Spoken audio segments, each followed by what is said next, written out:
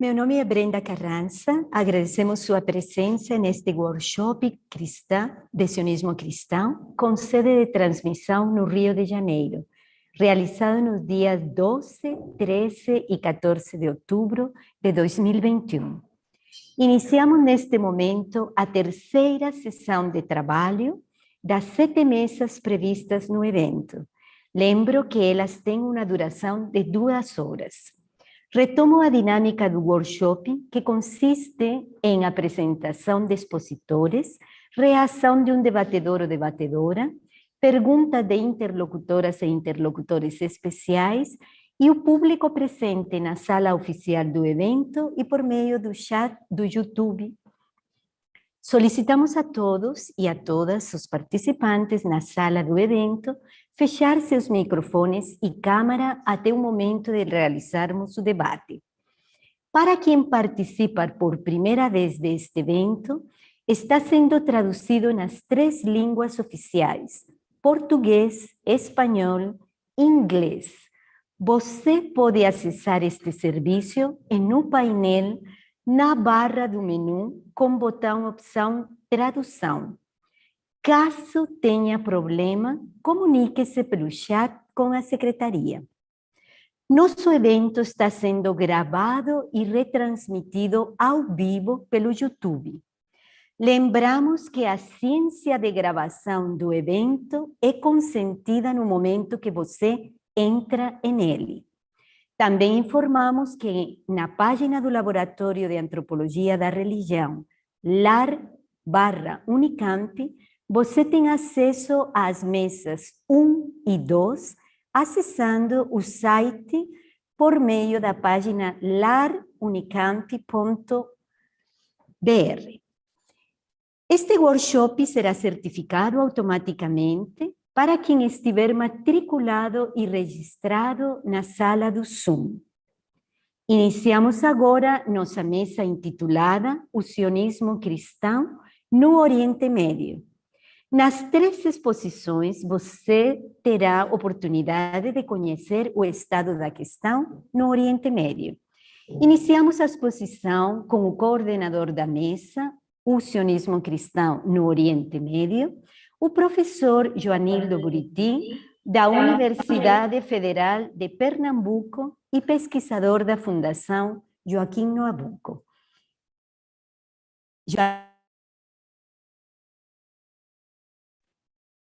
Thank you, Brenda. Welcome back, everyone who were here yesterday, you who are coming for the first time today. It's a pleasure to have everyone around and to welcome Professors Aron and Engberg, Elizabeth Hurd, Véronique Altglas, and our discussant, Professor Hilary Kale. We are thrilled to have you here and look forward to your contributions. I will be introducing you by turns, so each one individually, and immediately give you the floor for your presentations. So this morning, afternoon, whatever time you have where you are, we welcome Professor Aron Engberg, who has a PhD in Global Christianity and Interreligious Relations. He works at Lund University at the Center for Theology and Religious Studies. And his focus is on the anthropology of Christianity. Aron, you can start your presentation at the moment, right now. Thank you. Thank you very much, Joanildo, for that kind introduction. And yeah, I'm a kind of anthropology wannabe because I'm really in religious studies, and that I don't have anthropological training, but I'm playing as if. So I'm not a native English speaker, and so I will take the liberty to read at least parts of my paper, but at least I will show you some nice pictures from Jerusalem, so you don't have to look at me all the time. So I'll try to screen share here. Let's see if this works.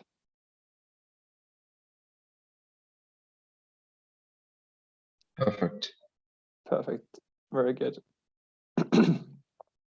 Okay, so until recently, there's been a curious mismatch between academic focus and realities on the ground in studies of Christian Zionism. At the same time as Zionist forms of Christianity has been experiencing growth in the global south, often in conjunction with the more general charismatization of Christianity, academic interest, with few exceptions, has remained firmly focused on the North American context and the emergence of specific Judeo-centric prophecy traditions in Great Britain. It is understandable, if yet misleading, if a literature review of important works on Christian Zionism in the last 2 decades might give the impression that Christian Zionism is a predominantly North American phenomenon, like a political application of Darbyite or perhaps Darby-light dispensationalism. When it appears elsewhere, it's primarily as an extension or transplantation of North American religious culture. This mismatch, moreover, has often operated in the other direction as well. While studies of Christian Zionism has remained heavily focused on North America, scholars of Christianity in the global south, whether in religious studies, the anthropology of religion, or the sociology, or the anthropology and sociology of Christianity, have so far showed limited interest in how various forms of engagement with Zionism and Judaism and/or Israel informs Christian faith and practice.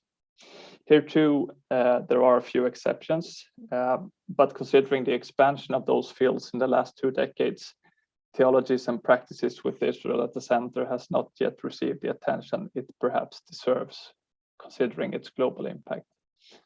And I mean, I realize that this gap is perhaps the very reason that this conference exists. And what I've said so far is simply a long and slightly convoluted way of saying that I'm really glad that this research initiative exists. And I'm very happy to be a part of the conversation.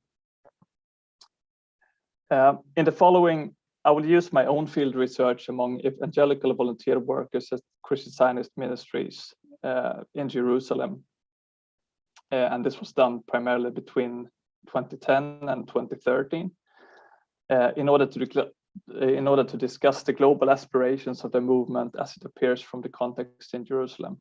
In particular, I will focus on the global imaginary of the International Christian Embassy as it seeks to position itself as the international leader of Christian Zionism. My admittedly tentative argument would be that rather than understanding these efforts as something directed primarily towards Israel and/or the Jews, the ICJ's activities should be understood as an attempt at religious reform, as a purification of Christianity, to use Hopkins' word or terminology, a purification of Christianity with Israel as the catalyst.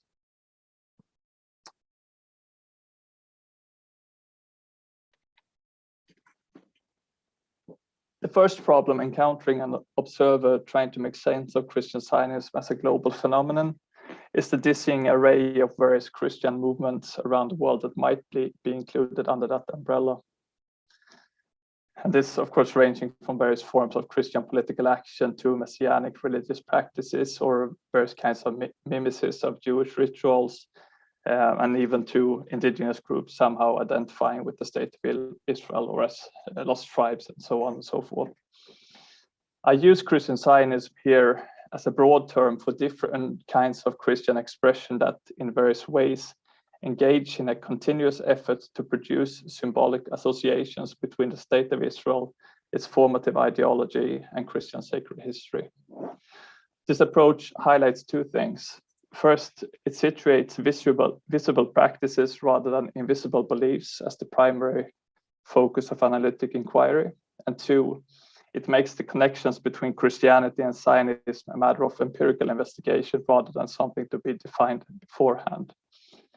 In other words, in my approach, the central factor is not in Christian Zionism is not a particular configuration of beliefs, apocalyptic or otherwise, nor do I understand Christian Zionism primarily as a political ideology.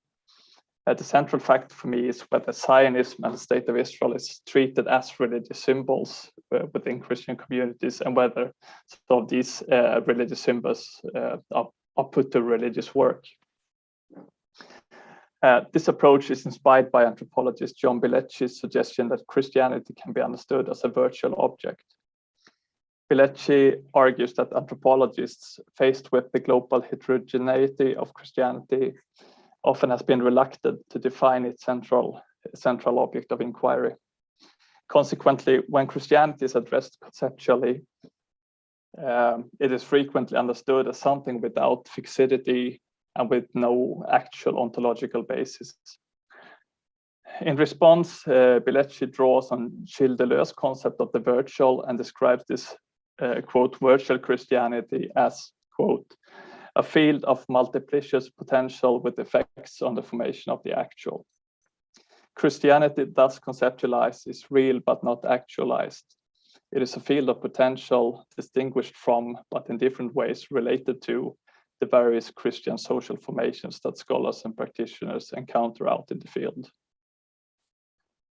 Furthermore, Bilecci argues that these actualizations of virtual Christianity take the form they do because they are localized and temporalized responses to central Christian problems.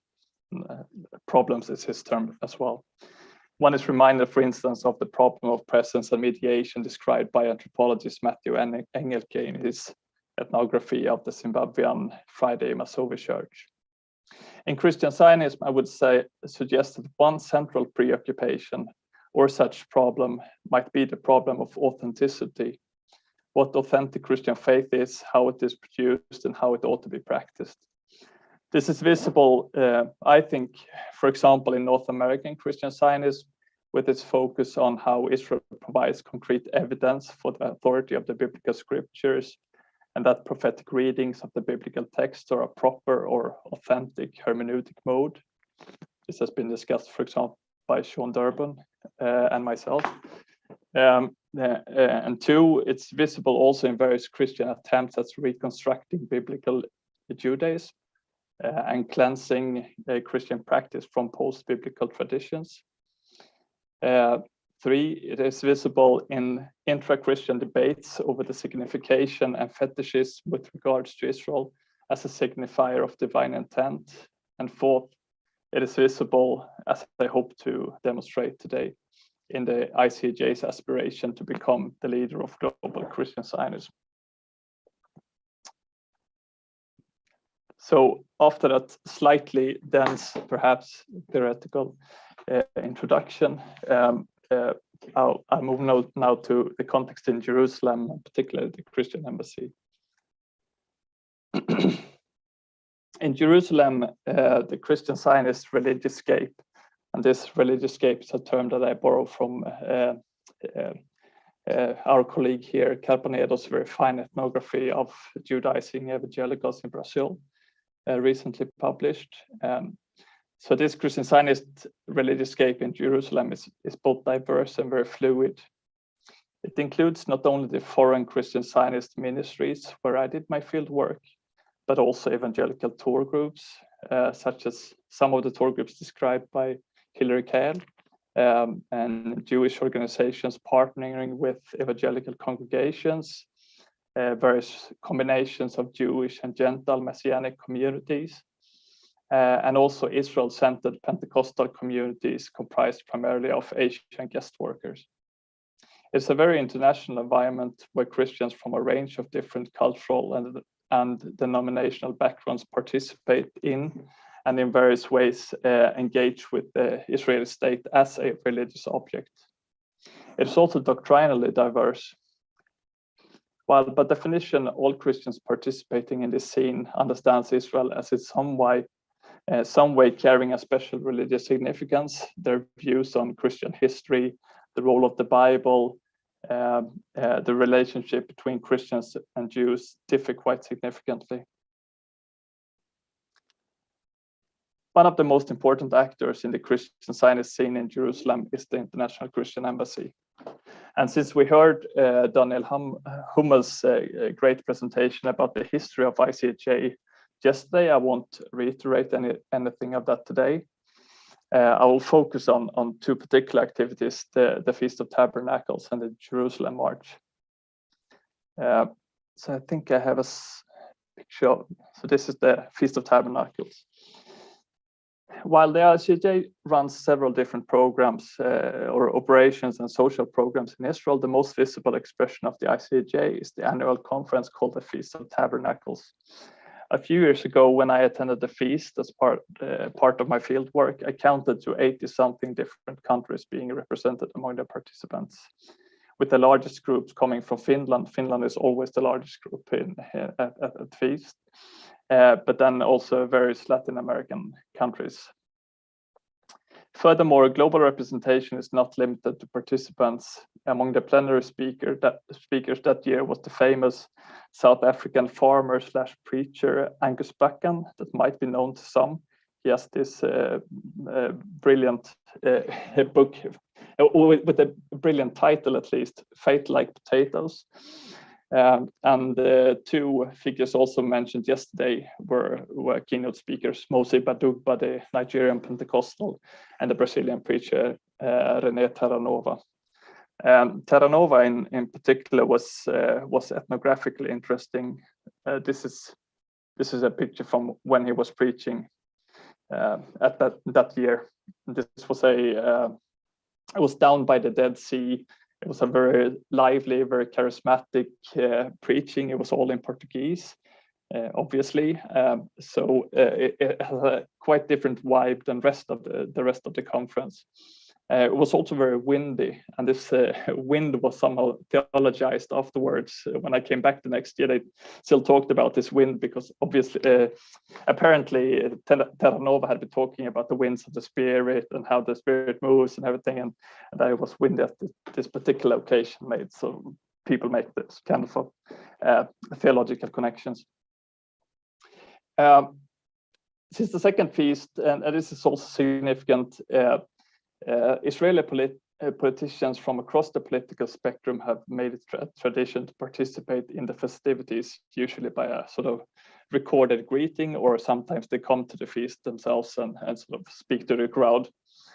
For the ICJ, this is obviously highly prized. They have pictures of all the politicians that have spoken at the feast in their sort of offices.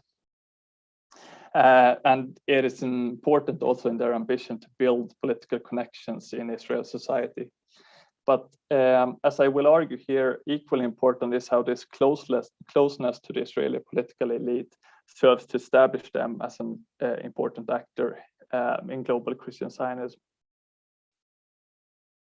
The high point of the feast is the so-called Jerusalem March, in which the gathered participant dresses up in national colors and march through the streets of Jerusalem, waving flags and handing out pamphlets and holding up large visible signs with messages of love and support to Israel.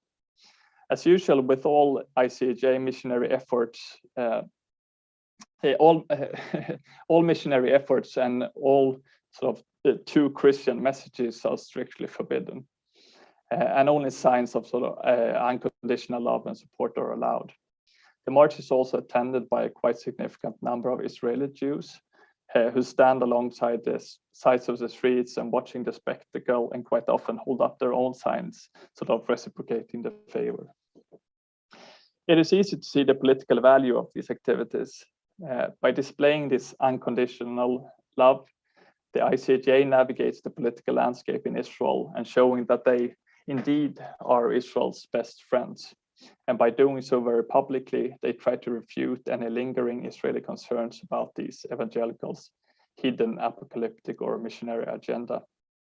Such skepticism has in fact been frequently reported in Israeli media since the ICJ's inception, and it continues to be a prime concern for the ICJ.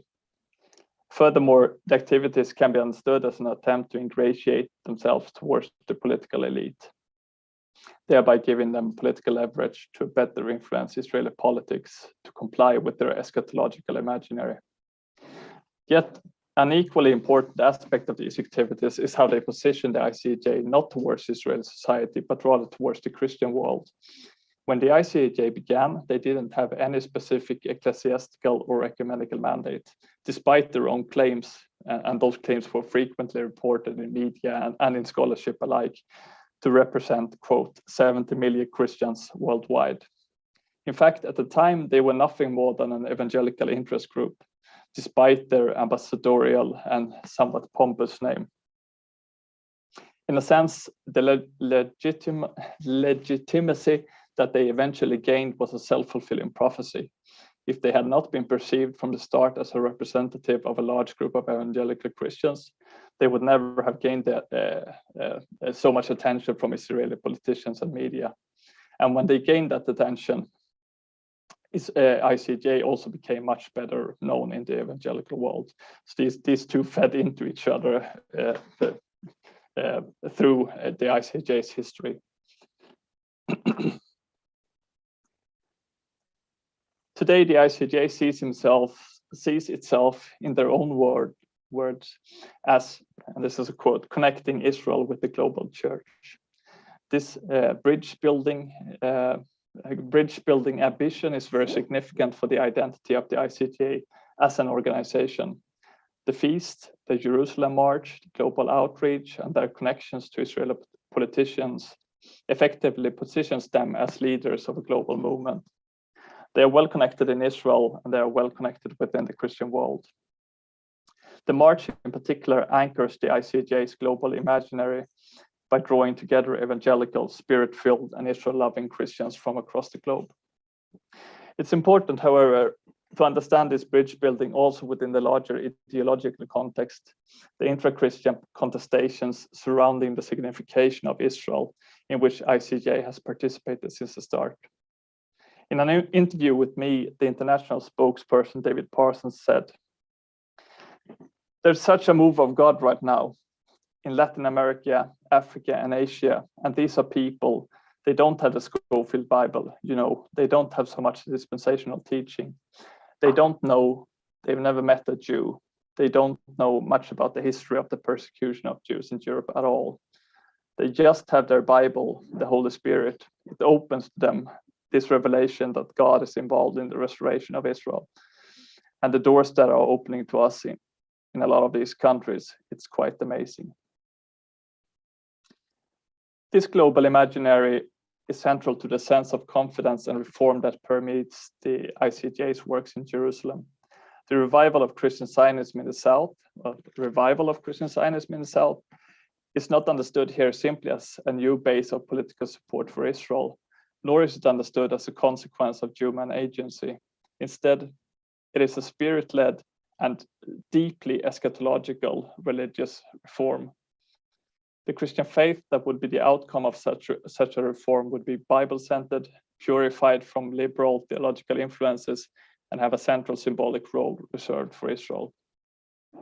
By removing the unnecessary trappings of dispensationalism, persecution, anti-Semitism, and personal connections to the Jews, this Southern revival demonstrates that just the Bible is enough to make one understand the centrality of Israel. Furthermore, by focusing on the South, the ICJ is able to counter a critique of their beliefs and practices as a Western and modern, and hence particular and manufactured use of symbols. Instead, it is on the other side, or it's the theological opponents, theological liberals, leftists, supersessionists, and so on, that has manipulated the religious system and misunderstands pure biblical faith. By reading the global South in those terms, the Southern revival provides legitimacy for ICJ's own understanding of Israel as a signifier of divine intent. Conclusions.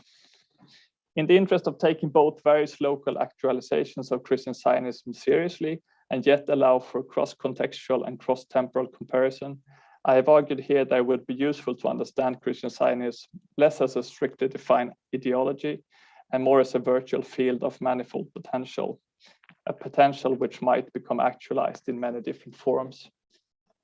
Yet while inherently heterogeneous, contemporary actualizations of Christian Zionism also have much in common: an Allo-Semitic fascination with Jews and Judaism, political activism on behalf of the State of Israel, religious symbolification of the modern state, and often this ambition to purify Christianity from staining influences and return to authentic biblical faith. Too much in common, perhaps, to only be treated as separate phenomena. In the case of ICJ, I have argued that its public activities, particularly in relation to the Global South, should be understood in the light of this reformatory and inherently ideological agenda. Israel, important as she may be, is utilized as a catalyst in this ongoing struggle of Christian authenticity. Thank you very much. Thank you, Aron. Thank you very much for your presentation. We are going to follow, asking Professor Elizabeth Shakman Hurd to start her presentation. She has a PhD from Johns Hopkins University, and she is a professor of political science and religious studies and Crown Chair in Middle Eastern Studies at Northwestern University, United States. Professor Hurd, it's a pleasure to have you. Please, you may start your presentation. Thank you, Joanildo. Thank you everyone for coming this morning, and to the organizers for bringing us together around this really interesting and timely topic. I'm very grateful to be here and to try out some of my newer work on you all. So I'm interested in how the study of religion and politics, my own field, might help us to improve our understanding of the concept of Christian Zionism and its limitations, particularly in the US context. Today, I will suggest that we consider a broader understanding of the basis of a US-American support for Israel, moving beyond both Christian Zionism as conventionally understood, and also beyond what is referred to by scholars like Mearsheimer and Walt as the Israel lobby. While these groups are indeed very important to our story, as Aron has shown, they're not the whole story. The flashy appeal of Christian Zionism as a go-to explanation of US foreign policy eclipses other political theological aspects of US support for Israel beyond conventional notions of Christian Zionism. I'm going to start with a little story, which I like to do particularly in these online gigs. A few years ago, I had a graduate student who submitted a paper about the Holy Land experience in Orlando, Florida. And at this point, I would ask how many of you have heard of the Holy Land experience, but since we're online, I won't bother. I had never heard of it. The Holy Land experience was, it's now closed, I'll come to this, a theme park and a vacation destination for American families in Florida. Some refer to it colloquially as the Christian Disneyland. It was founded in 2001 by Russian Jewish convert and ordained Baptist minister Marvin Rosenthal, who bought the property himself in 1989. Rosenthal, who described himself as a Christian Hebrew, sold the property to Trinity Broadcasting Network in 2007. The Holy Land experience, as you can see here, was a romanticized and commercialized replica of the, quote, real thing in the Middle East, a 15-acre historical simulation recreating the ancient city of Jerusalem in first century Judea. An actor playing Jesus wandered the grounds. Real animals populated the manger. After TBC purchased the park, visitors could get their picture taken so it would look like they were walking on water with an actor portraying Jesus. They could play miniature golf around Bible story dioramas at the Trinity, get it, golf course. My student, Chelsea Taylor, summed it up as follows. This conglomeration of evangelical spectacle presents a uniquely American simulation that takes you 7,000 miles away and 2,000 years back in time to the land of the Bible. Much like Disney's Epcot Center, which allows visitors to experience idealized international cultures without leaving Florida, the Holy Land experience delivers a clean, safe, conflict-free version of the biblical Holy Land, which includes American comfort food and memorabilia for purchase. That's what caught my eye. I decided to visit the Holy Land experience online store. It's now closed, so don't try to go there right now. I came across a section called Judaica, which featured an Israeli flag available in 3 sizes. The largest, 60 by 90 inches, cost $40. The description of the flag read, the flag of Israel with a Star of David between 2 horizontal stripes, all in a dark sky blue, on a white background is the perfect standard to display at your home or church to show your love and support for the land and its people. Other product categories in Judaica included olive wood, menorahs, mezuzahs, talits, and instruments. No Islamic kit or other Middle Eastern wares were for sale. Browsing the store, I was struck by how little space there is in the American religious, political, and consumer imagination for the possibility that Judaism, in this case, Judaica, and the state of Israel might not be the same thing. The Israeli flag was presented as simply part of Judaism. Judaism thus collapsed into support for Israel. The Holy Land shopping experience then laundered American affective investments in the Holy Land, the real Holy Land, into commercial interest in Judaica, into political and religious support for the state of Israel. This process of laundering blends seamlessly one into the next, and that's precisely the point. As I've learned in some of my earlier work around US advocacy for religious freedom, this is not a story that is only about evangelicals. It is tempting to attribute policies and politics to the evangelical lobby and then write them off as set apart from the rest of normal politics in the US. That, I think, is a mistake. And I'm interested in another and perhaps more compelling story to be told. As a scholar of the US and the Middle East, I'm often asked to explain American support for Israel, and I've never been satisfied with my answers. The influence of Christian Zionism, premillennial dispensationalism, advocacy from the American Jewish community, the perceived menace of militant Islam, the geopolitics of oil. My doubts about this grab bag of explanations have only intensified in the face of visceral opposition in the US to public commentary perceived as critical of Israel. Of course, criticism of Israeli politics and policy is today often weaponized into the accusation of anti-Semitism. This happened most recently on the House floor during the Iron Dome debate, as some of you may have followed. I initially attributed strong support for Israel to particular political interests, as most people do. Certain groups have their finger on the scale, as we say. There's no denying the influence of AIPAC. You all know who they are, Christians United for Israel. CUFI, for example, advocates for continued US military aid to Israel, the expansion of settlements, and even war between Israel and Iran. Christian Zionists, like CUFI, have received a lot of scholarly attention. There's no shortage. As Amy Fallis explained in a recent piece on The Revealer that I hope you've all read, it's a good piece. Christian Zionists believe that support for the modern state of Israel is a scriptural obligation with ramifications for the end of times.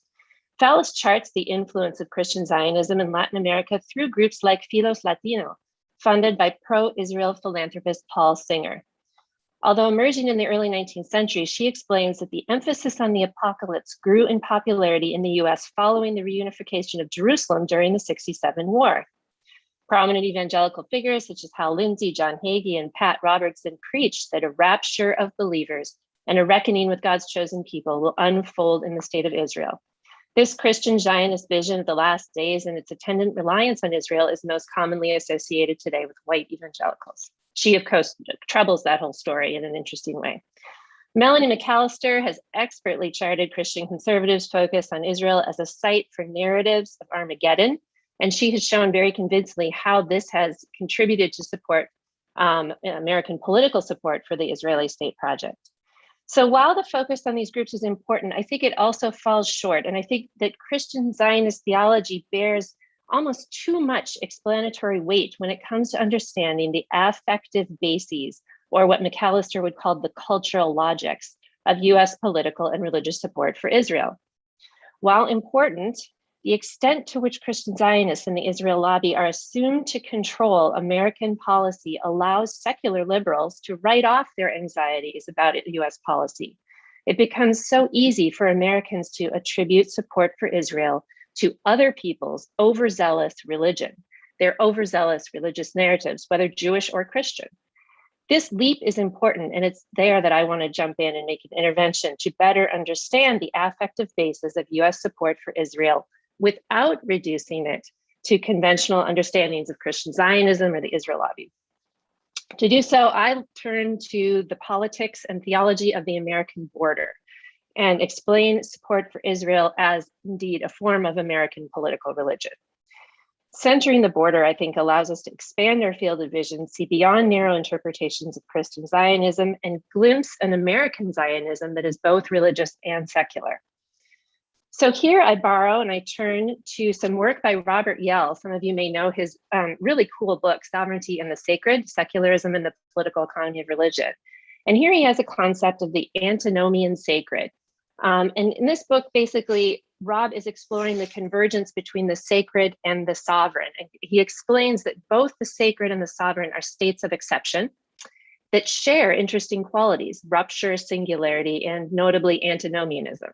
Drawing out this analogy allows him to redescribe the history of religions as a series of expressions of sovereignty. Religion, in this view, reveals its true form as sovereignty. To understand American commitments to Israel, I think requires grappling with the antinomian sacred as a political category.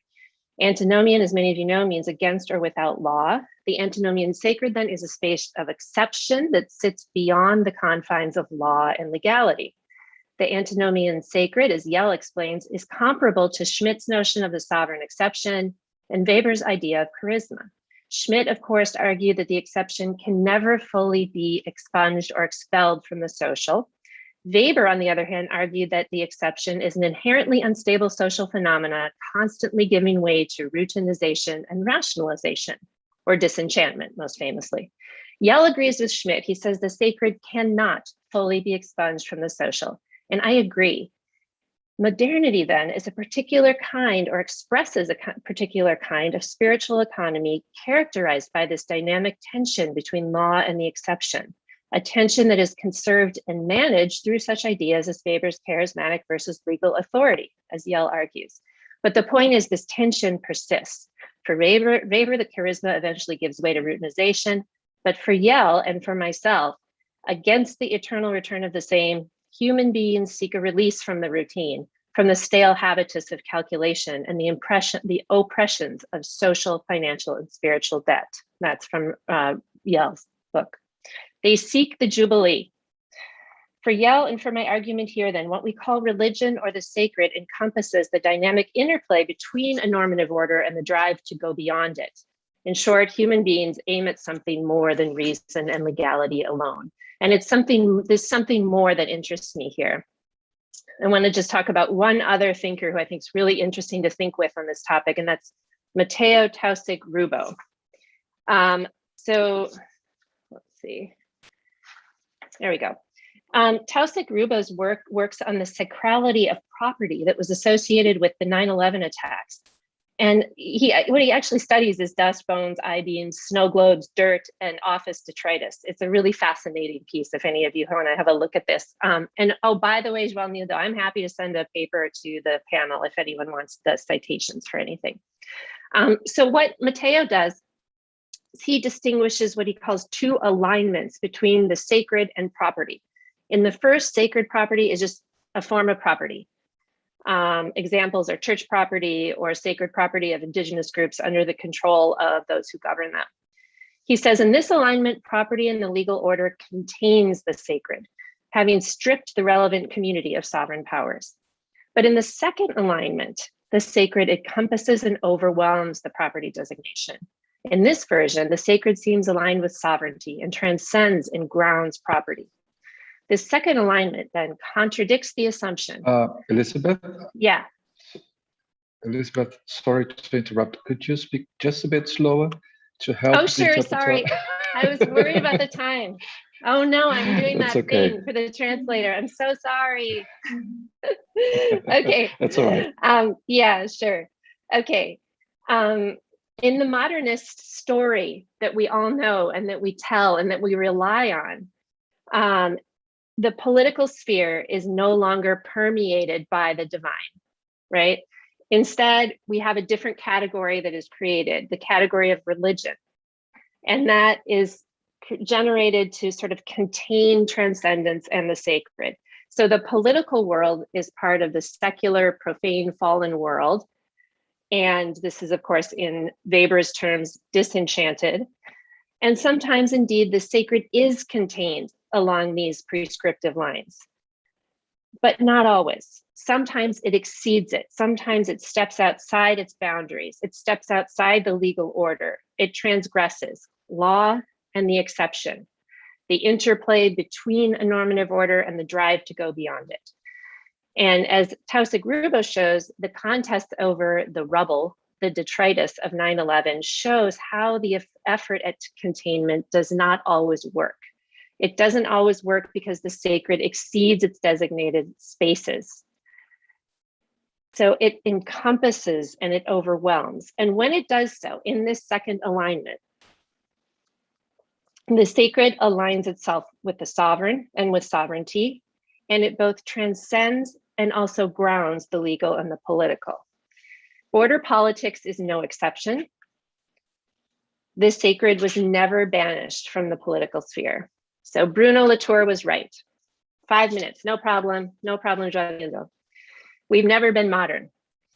Back to Israel, the primacy then of Israel in American politics, foreign policy, and public culture owes its potency precisely to this antinomian political theology that exceeds and overwhelms bilateral, diplomatic, black letter US-Israeli relations. It works outside of, though often in tandem with, narrow understandings of Christian Zionism and the actors that we associate with that movement.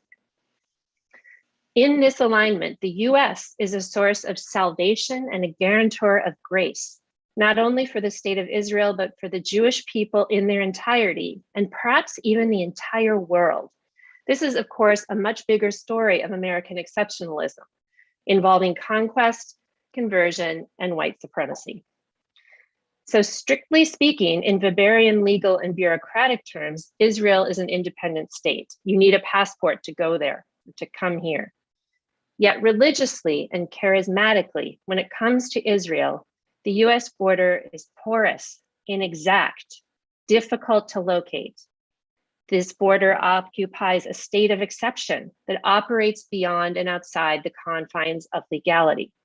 This explains how space for debate about Israel has become constricted almost like no other in American politics and public life. To criticize Israel is to criticize ourselves. Israel then represents this American capacity for borderless freedom in a very particular way. The religion of America involves a dynamic interplay between the Westphalian state system and the drive to go beyond it, an American exception. We are the exception to that order. Israel stands in for this American commitment to boundless collective self-realization in a way that I think is not captured by conventional frameworks in political science or international relations. The term Christian Zionism, while ostensibly also accounting for religion, also misses the mark. Ironically, it needs to reach further because it misses the antinomian sacred that I'm describing here. So to conclude, for most Americans, to challenge US support for Israel is not only to question Israeli policy toward the Palestinians or decry the inequities of the Israeli political system or challenge the Zionist project itself, though it may be one or all of the above. To question Israel is to question the American capacity for grace, salvation, and redemption. It is to question a powerful set of Christian and American political theologies woven deep into the tapestry of America as a religious project. It is to cast doubt on the aspiration of an America that refuses to be contained by the Westphalian state system, and it's to challenge the ideal of the frontier and the fantasies of settler society. Each of these commitments has a long history. Each is rooted in American mythology, secular and religious. As Jyothi Raja observes, in the US, the narrative of law, nation, and authority constructs the United States as transcendent. We see this political theology at work in the reverence for the state of Israel at the Holy Land Experience theme park. We see it in threats of violence against outspoken defenders of Palestinian rights, such as Representatives Ilhan Omar and Rashida Tlaib of Michigan. It stands behind a raft of legislation that criminalizes the BDS movement, a solidarity movement for Palestinian rights that's openly critical of sanctions of the Israeli occupation. As of, I could go into the statistics here, but I'll stop because of time. I'm happy to answer questions about these policies. And finally, it fuels former President Trump's famous executive order combating anti-Semitism, which codified the government definition of anti-Semitism to include criticism of Israel's model of governance. And then it also gave the US Department of Education tools with which to crush Palestinian advocacy in higher educational institutions in the United States. So US support for Israel includes, but also goes far beyond Christian Zionism. The conflation of the Jewish people in Israel and anti-Zionism and anti-Semitism are in part the product of a political theology in which Americans understand themselves as a collective force of salvation and grace. This takes up Yale's challenge to show how this dynamic tension between law and the exception is conserved and managed in modern politics. And for those interested in American foreign policy, it allows us to move beyond the secular liberal tendency to write off support for Israel to someone else's unchanging, irrational religious commitments. This also hopefully will allow for a different kind of conversation about Israel, America, Zionism, Christian Zionism, Palestine's, Judaism, Palestinians, the Jewish people, and their really complex and shifting interrelations. And to conclude, the Holy Land experience went bankrupt. The theme park was sold to the Seventh-day Adventist Healthcare Group for $32 million in August of 2021. And Advent Health runs hospitals in Florida. So I'm going to end on a happy note, which is that one thing we can all agree on is that Florida needs more hospitals. Thank you very much. And thank you, Joanildo, and my co-panelists. Thank you very much, Elizabeth. Right on time. Thank you.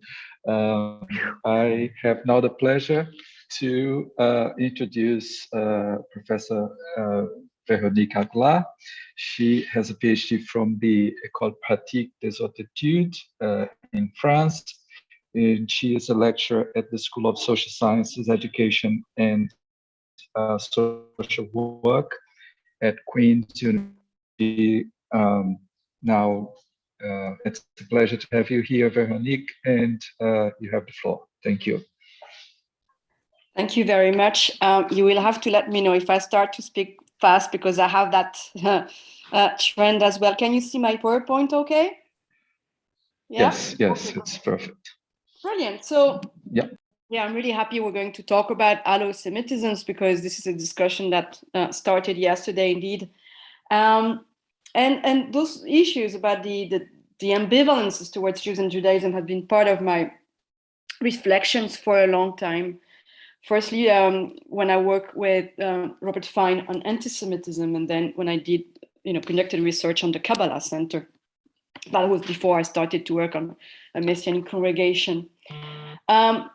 Secondly, it has to do also with another concerns, which has to do with the contentious nature of cultural appropriation. And we spoke yesterday about this. You're saying appropriation is probably not enough as a concept. And I think actually exoticism in some cases or bricolage are actually much more interesting in terms of conceptual tools to address those issues. Today, I would like to address a specific question. It's going to further my paper in Haifa. I know that somewhere there in 2020, just before the end of the world with COVID. I would like to suggest a comparative perspective with the Kabbalah Center and its Jewish members to show about the differences and the convergence between different relationship with the Jews and Judaism. And secondly, still in the aim of understanding those relations, I would like to address what I call perhaps mediation in the ways in which the Messianic individuals I studied approach the Jewish people, their religion, and Israel. So yeah, that was the introduction. I forgot to press the button, of course. I'm going to start with talking about my casework, which is not in the Middle East, although there are connections, but in Northern Ireland. And I have to say that I started, the reason why I started to study the Messianic is all David Lemon's fault. It's on him. He was actually for years, a year or two, telling me how much I needed to study this. And I was like, no, I don't work on conservative evangelicals. You do it and I'll read your stuff. And then, he hooked me after a while. And it's because precisely about this relationship with Jews and Judaism that I became really interested. So I studied this little congregation that we're going to call Menorah that existed for 11 years. I studied them for 4 years, which was great. It's very long part of participant observation. And that included a trip for 10 days with them in Israel in 2017. And I'll speak a bit about that. So Menorah was a small congregation which would meet on Friday nights in order to listen to guest speakers with topics related to the so-called Hebrew roots of Christianity, the Jewish people, Israel, and of course, outreach missions to Jews. On its webpage, Menorah was introduced as a messianic congregation, and more precisely, as I quote, a body of Jewish and Gentile believers in Messiah Yeshua who come from near and far to worship Adonai. The meeting included prayer out loud, teaching relating to the scriptures with some element of Jewish liturgies, such as lighting the Shabbat candles, the Kiddush, the recitation of prayers in Hebrew, yet referring to Yeshua. Menorah founder Michael believed that churches were dead and that an alternative was really needed. Thus, Menorah was conceived as a sort of oppositional religious project, distinguishing itself from the existing religious institutions, and was trying to, again, I quote, re-educate believers in the Hebraic roots of their faith, and therefore reclaiming an authentic, implicitly Protestant Christianity. Menorah did not attract Jewish members. You don't have a lot of Jews in Northern Ireland, I have to say. So the group was composed of Protestants coming from a range of rather conservative denominations. Northern Ireland is still significantly divided along ethno-religious lines, so it was very unlikely that it could attract Roman Catholics either, but I can go back to that later on. While Menorah is distinctive for its messianic beliefs and practices, it also reflects a quite widespread evangelical Zionism and interest for Jews in Israel in Northern Ireland and its Protestantisms. During political and religious events, I often noted associations being made between the shared victimhood of Israel and Northern Ireland as being politically misunderstood, yet both constituting elect minorities. Many authors have described a sense of insecurity as a feature of Northern Protestants' mindset, the fear of being besieged, outnumbered, or losing political power or economic status, or of being abandoned by Britain. That's very topical right now. The cultural uncertainties in front of what is often perceived as a cohesive and self-assertive Catholic community. All of this is part of their understanding of themselves and the way they relate to Israel. There's a strong attraction for themes and symbols relating to Judaism in Israel, as reflected by Israeli flags floating in certain areas of Belfast and cities of the north. And here you can see in a Protestant area, a little, I think it was a door, when it's written, "We stand with Israel," for a bonfire in July, asserting Protestant and Britishness, for most conservative and socially, economically vulnerable individual, and Menorah is a good case in point, these associations between with Ulster, so Northern Ireland, with God's chosen land, and Northern Protestant as chosen people is a way also of responding to those uncertainties. Now, that was just for the case on which my reflections are based. And I'd like to talk about the different forms of allo-Semitisms I've been able to sort of observe between this congregation and the Kabbalah Center I had studied before. I made constant observation about the way Jews in Menorah were idealized during fieldwork. They really believe Jews have kept and protected the scriptures, but it's as if they bear the scriptures in themselves. Jews have somewhat a special nature and knowledge, which does not seem to be acquired by learning. So they're somehow really elect. This fetishization was no more obvious in relation to me. My Jewishness was often subsumed everything else about me. So for a month, I was presented in the field as, oh, this is Véronique, she's Jewish. So it was, it always was coming after my name. It was not like she's French or she's a lecturer, she's Jewish. And I was always invited, oh, perhaps you could do the prayer. They had no idea that, I wouldn't be able at all to do such thing. I have no Hebrew whatsoever.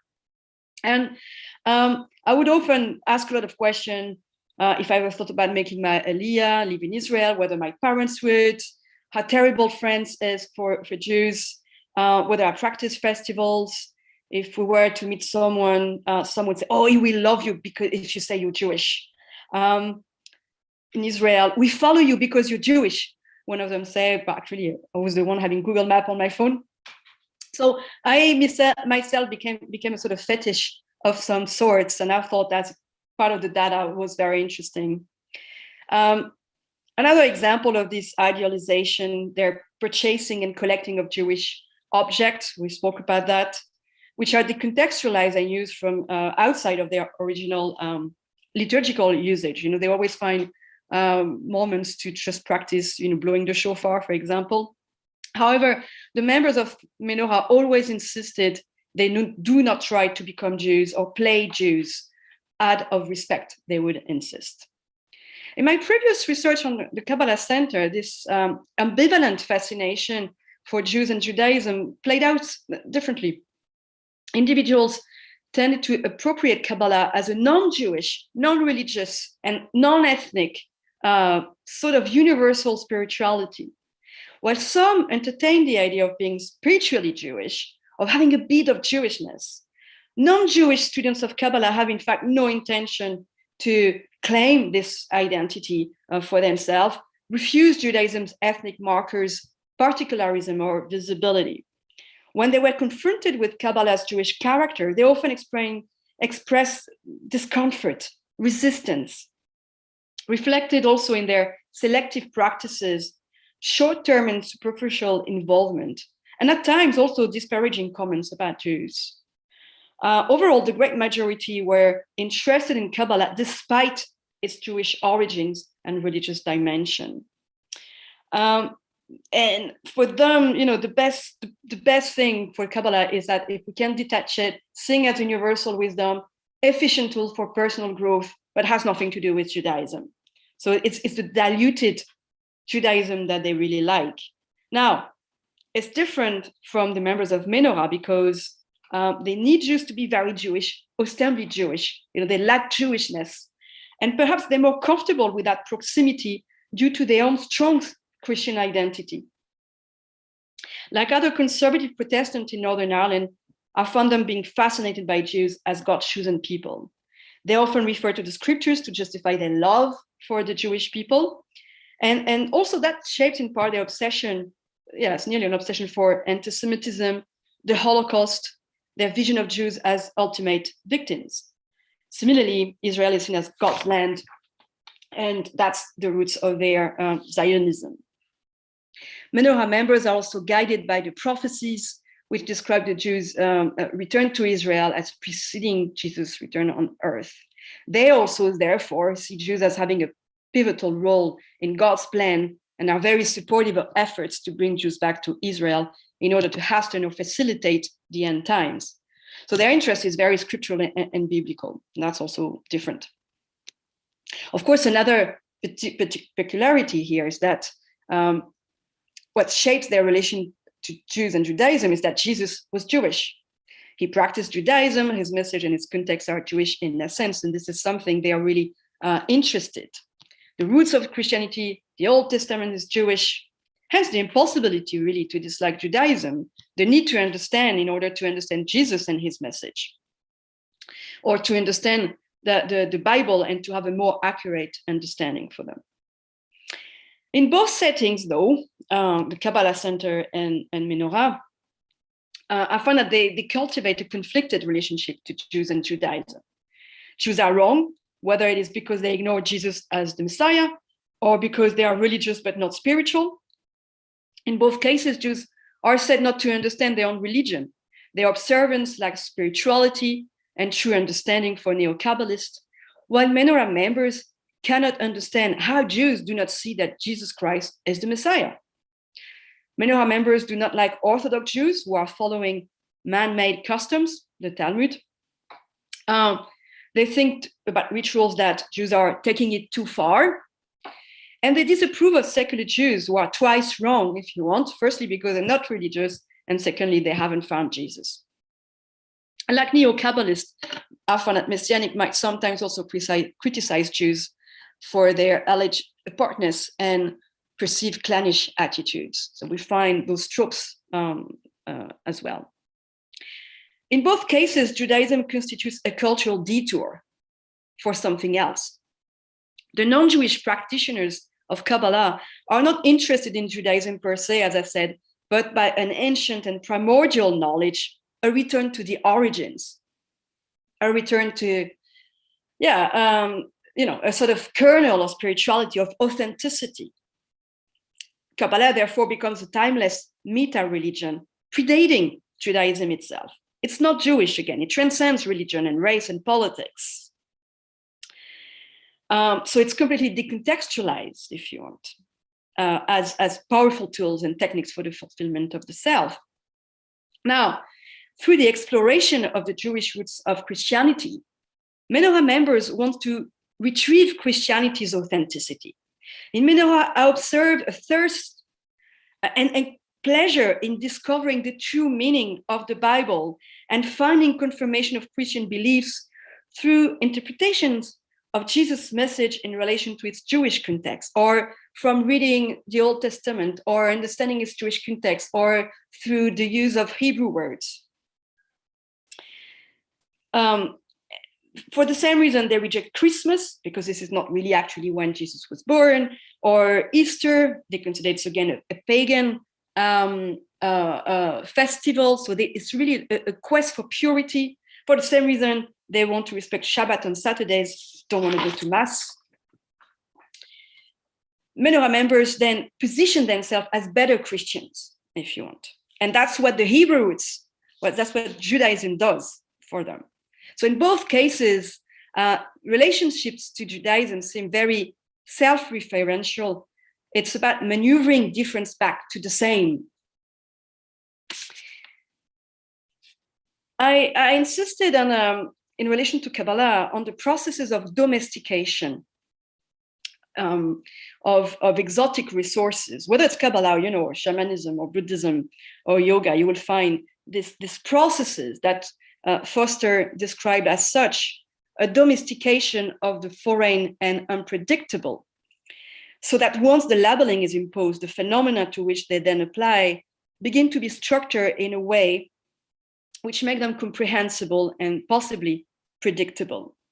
So Kabbalah is effectively appropriated when it is universalized, detached from its Jewish framework, and presented or shaped by the therapy culture of advanced industrial societies.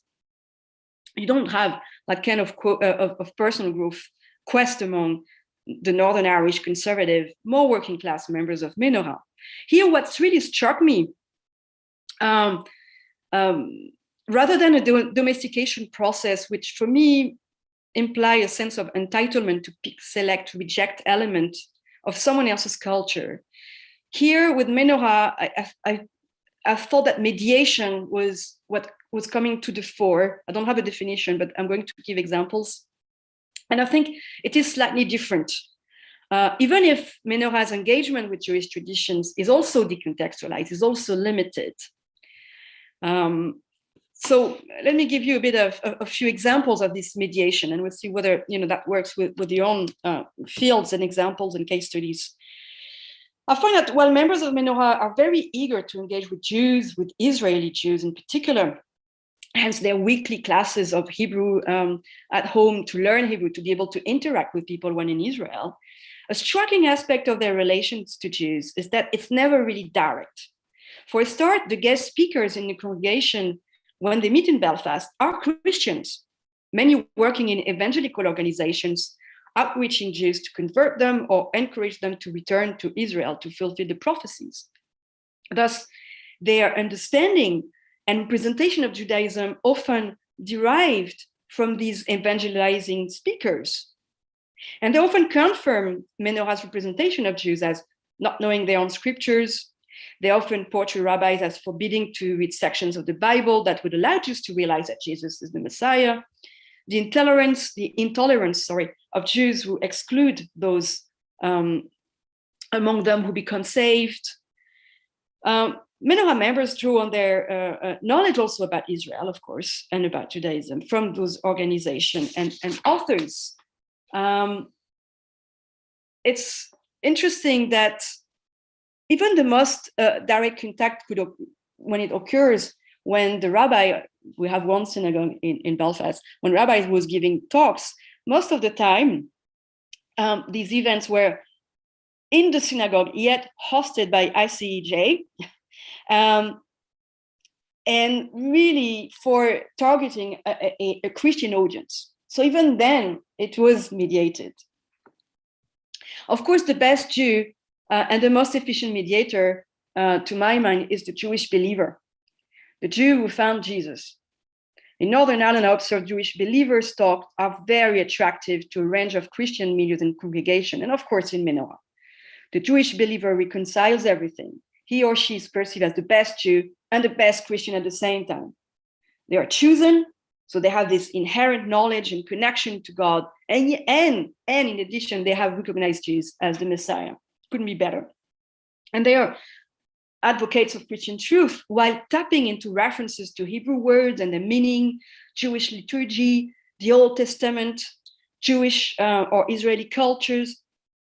These Messianic Jews find a role as brokers in the Christian world, oscillating between self-assertion as Jews while sometimes having absorbed Christian criticisms of Jews. And as such, they become active agents of their own exoticization, I think. And I think Jewish believers are also valued because it is hoped that their example will facilitate conversions of other Jews. And it seems that they often have been the best agents of conversions as well. Now, the trip to Israel, I wanted to talk a bit about that, is also extremely mediated because when they come to Israel, they already have read, and a lot of Christian authors have watched DVDs of tours made by Christian and Messianic individuals. So they know exactly where they want to go, and they choose particular locations in relations to those media they have absorbed. They also use... Excuse me, Véronique. Yeah. Excuse me, Véronique. You are almost finished. So if you could wrap up, please. Yeah, I'm going to wrap up. So and they also, when they travel, they stay also in Messianic and organization, which again mediates. Okay, so to conclude, really, because that's the most important thing. Through their conflicted relationships to the Jewish heritage or traditions, I think there are an easy interaction between Jews and non-Jews, both in those conservative Christians environment and in Kabbalah, in the Kabbalah craze. But I think they have different forms of allo-Semitisms here. And I think on one case, there is a dilution of Judaism, and on the other one, a reification, re-ethnization of Jews. And I think lots of things might be, in a spectrum in this. So that prompts a few questions for our agenda on those questions, on that issue. What kind of Jews those groups have in mind?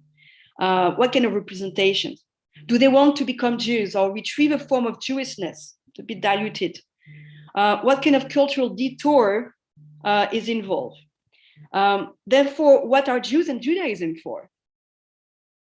To what extent a universalism in the case of Kabbalah might be implicitly also Western and Christian?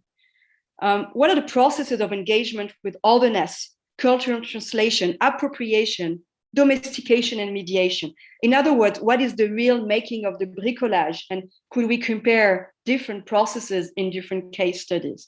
So that, I think, is perhaps an agenda for a study of allo-Semitisms in the plural. Thank you. Thank you very much, Véronique. 3 great presentations. Thank you all for this. We are now going to hear comments and questions from Hilary Kale. Hilary has a PhD from Harvard University, and she is an associate professor at the Department of Anthropology at McGill University in Canada. Sorry. So, Hilary, we are very keen to hear your comments. Please take the floor now. Thank you. Can you all hear me? Yeah, you can hear. Thanks, yes. Aron. Okay, I got one nod from Aron. Good. And thank you, Jean-Lido, for the invitation to be here today. It's actually a lot of fun because my first project was about pilgrimage in the Holy Land and specifically Americans, and then some of my more recent work has been about Messianic Jewish congregations. So I feel like over the course of this panel, you've all been bringing together a number of different things that have interested me over the last 15 or so years. So I'm speaking on the fly here, just based on listening to the presentations at the same time as everyone else. Here's some of the things that I came up with, or that I thought.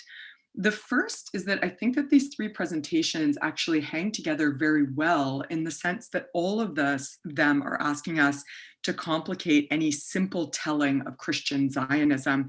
And moreover, it's theology, if I can quote Elizabeth, that it's theology, dispensationalism, etc., that has taken up so much of scholars' time and attention, bears too much weight, as she put it.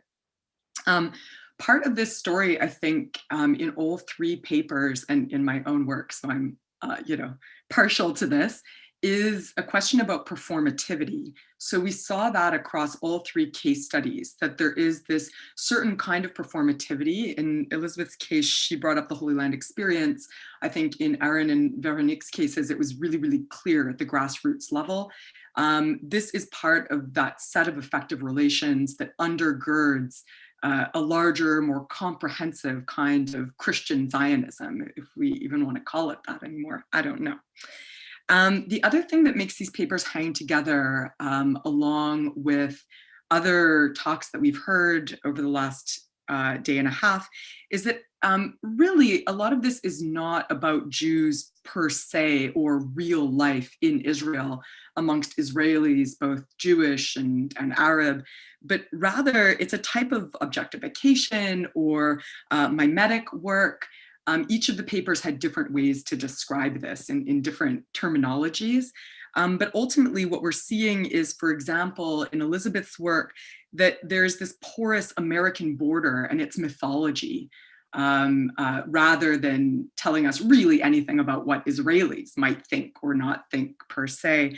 In Aron's work, we saw that it's the global church and its projects, specifically the problem of purity and authenticity as articulated by the ICEJ and its own global ambitions.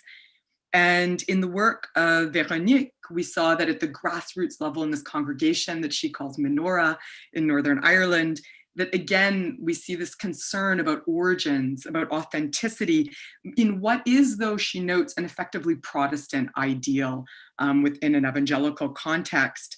And as she notes, Véronique, I mean, that there is this idea of the special nature or elect status of Jews. She uses the term almost like a kind of fetish.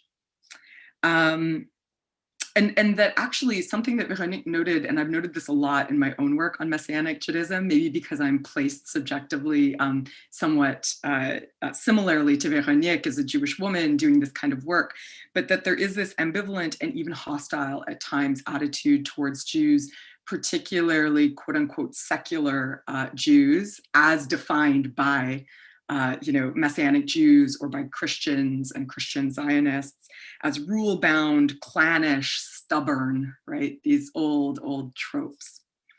And the other thing I noticed that I think brings together all of these papers is this interplay between particularity and universalism. So I have a couple questions or a couple comments or questions for each of the participants, and then I wanted to throw out just a few ideas, really not so much for the participants in the panel, but rather for all of you, depending on what you study. I'd be curious to hear more. Okay, so when I was listening to Aron's talk, One thing that I noted, this is just a comment, is this notion of unconditional love as, I think, a political project. Aron might argue, again, against this idea of viewing any of this primarily as a political expression. I agree with you. I think it's more complicated than that. But this term unconditional love, I think, is really interesting. And it linked in certain ways how Elizabeth was also talking about these affective relations. Do you love America enough? And how is that related to your love for Israel? So this language of love and of unconditional, unquestioned love, I think, is important across these papers. The question that I had for Aron was about really the intra-Christian contestations that you mentioned that are happening, that you can see in your fieldwork at the ICEJ. So how are different people connected to the ICEJ? How do they understand their different relations to Israel and Judaism? Could you elaborate on that? So for example, what's the difference between someone like David Parsons and, let's say, a Filipina guest worker who is also very much involved in activities at the ICGA? Does their local context and readings of the Bible and understandings affect the way that they interact with this institution and its various affective and political theologies? For Elizabeth, I noted, so this idea that, we can only really understand US Christian Zionism as both sacred and secular, or rather sacredness exceeds its bounds. And moreover, that we can understand this through particular kinds of border logics, I think is absolutely brilliant. And it actually gives a more theoretical framework to what I found in my work on Christian pilgrims who are Americans, who would often, if I'm just thinking at sort of a grassroots level, would often slip between language that I ended up calling political, because I didn't know what else to call it, would often slip between language that would talk about the Bible and Israel, and then slip easily into language about American pioneers and Mexicans. They're constantly bringing up Mexicans. So this kind of idea that there are borders involved and there's something that is Americanness, and that Americanness is somehow inchoate, at least, the people who I was speaking to were not, theologians or politicians, but that there's something inchoate in that relationship that makes sense to them, that makes them want to talk about those two things in tandem. I think that what you're doing is extrapolating from what I saw at the grassroots to offer us a more robust theoretical framework to be able to talk about that. So one thing I, was thinking about in this context, I'm wondering if I have a specific question for you here. Oh yes, so the question I had for Elizabeth then is one thing that I did find, yes, no problem, Joelito. One thing that I did find in my own work, so again, I'm speaking from my own perspective as someone who worked directly with people on the ground rather than at a broader level, but is that although, as you described, the US and this concept of US exceptionalism is front and center, it's a type of manifest destiny. At the same time, the American Christians with whom I worked really had to struggle because from their perspective, as they were reading theology, particularly about the end times, the United States is displaced as at the center of things. And so in fact, their struggle was to try to understand themselves as not as central as what they originally thought. And that the trip to Israel and their interactions with Christian Zionism were often some of the first moments that they actually sort of stepped outside of an extremely US-oriented evangelicalism to think to themselves, maybe the United States is not central in God's plan for the end times. Maybe there's other people in other places that are more central. So that actually created an ambivalence for them. And I'd like to hear you speak about that if you have any thoughts, if we have time. Véronique, I mean, so many things that you were describing in Northern Ireland just echo a lot of what I found in the United States in Messianic Jewish congregations. And, the fact that you noted there's not a lot of Jews in Northern Ireland. So, frankly, these congregations are not drawing Jewish people, despite what they might say on their website. I would argue that there's a fair number of Jewish people in the United States and Canada, and even then in my field sites, they don't draw a lot of Jewish people. So I'm actually really, really happy that you're doing this work, because I've been arguing now for like a decade that we need to study the so-called Gentile members in these congregations if we're going to understand them. One thing that I noted was actually the porous politics, I'm using a bit of Elizabeth's language here, but related to Northern Ireland, as you were mentioning that they themselves see themselves as a persecuted minority, and this offers another framework for thinking about their connection to Jews. I think about some of the work that, for example, Alison Dundon has done in Papua New Guinea, also talking about the way that local political contexts play into these frameworks. This simply reiterates what I mentioned before about this interplay between universality and particularity. The question I had for Véronique, again, it comes from my own context, but in the United States, at least, a lot of people who are drawn to these congregations are people who have immigrated, often quite recently, actually, to the United States, who are coming from a variety of different kinds, including from Brazil, Pentecostal, Seventh-day Adventist, etc. churches, and then they find Messianic congregations in the United States.